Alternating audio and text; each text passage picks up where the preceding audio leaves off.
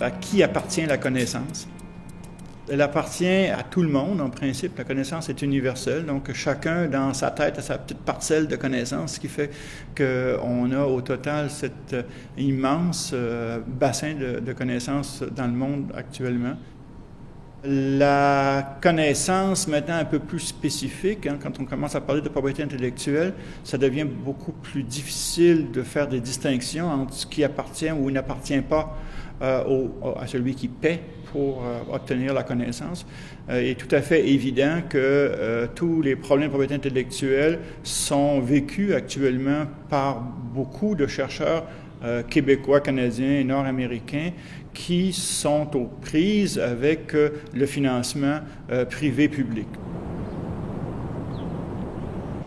Il y a pour l'entreprise privée beaucoup d'intérêt à profiter de ces projets de coopération université-industrie, sans y mettre d'ailleurs des financements importants. Donc, pour tous les aspects qu'ils disent exploratoires, donc tous les travaux de débroussaillage, de recherche de nouvelles idées d'innovation peuvent être faits dans l'université à des prix vraiment défiant toute concurrence, puisque les infrastructures ne sont pas supportées par l'entreprise, sont supportées par l'université et par le gouvernement.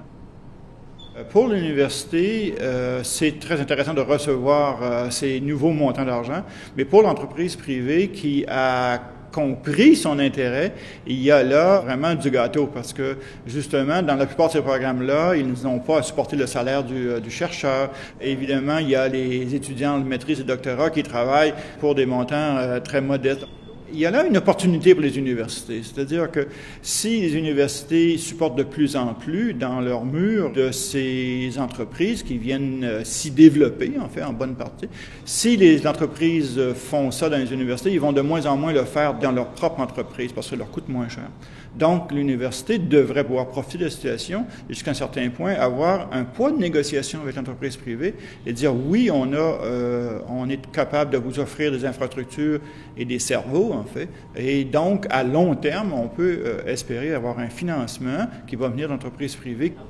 Il y a là un donnant-donnant, au fond, une possibilité d'avoir quelque chose de,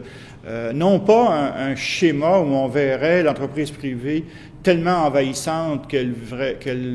aurait comme résultante de, entre guillemets, anéantir les principes fondamentaux de l'université, mais au contraire, un aspect où on aurait un équilibre des forces, où c'est pas seulement l'argent du privé qui vient faire fonctionner un laboratoire, mais aussi c'est que l'entreprise privée est capable de se rendre compte qu'elle va avoir un engagement à long terme avec l'université, que l'université va fournir les services, et les services, la découverte, au fond, dont elle a absolument besoin.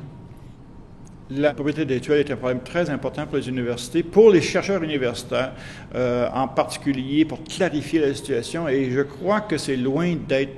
facile. Il y a matière à conflit, certainement,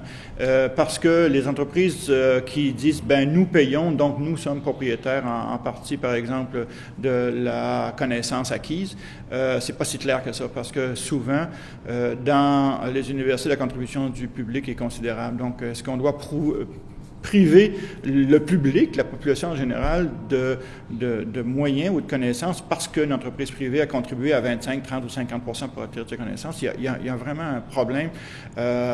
légal et un problème éthique même carrément. On ne peut pas se lancer tout azimut vers les gros contrats payants et qui ne rapportent pas ni de formation, ni de recherche. Donc, notre rôle est vraiment pas de devenir une boîte de consultants ou une boîte d'analyse, mais de toujours garder le cap sur la formation, et ça, c'est vraiment essentiel. L'université a plus de moyens qu'elle croit pour discuter avec l'entreprise parce qu'elle a des infrastructures, elle a des cerveaux